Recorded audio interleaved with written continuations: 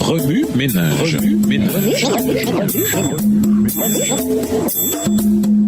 Bienvenue dans votre émission Remue ménage.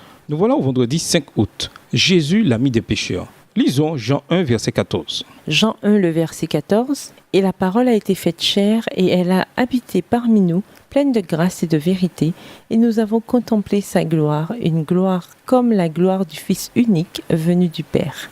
À cause de ses fréquentes interactions avec les pécheurs, les chefs juifs critiquèrent publiquement Jésus et tentèrent de dresser la foule contre lui. Cependant, Jésus fut on ne peut plus clair sur l'objectif de sa mission terrestre, prêcher l'évangile à ceux qui ne connaissaient pas Dieu. Le Seigneur ne participa pas au péché des hommes. Il chercha plutôt à les sortir du bourbier dans lequel ils étaient plongés en les rencontrant à leur niveau.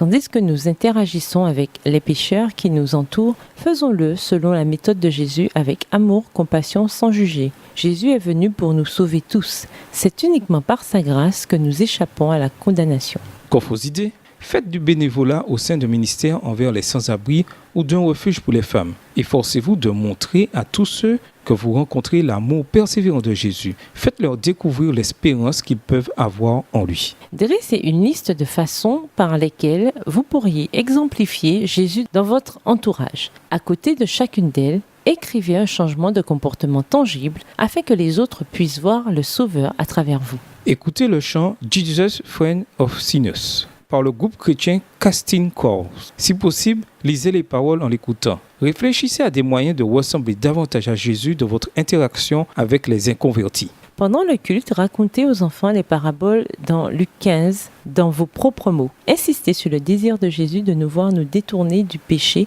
pour que nous puissions vivre avec lui au ciel. Allez dîner avec un ami qui n'a pas encore donné son cœur à Jésus. Profitez de cette pause pour lui parler de Jésus.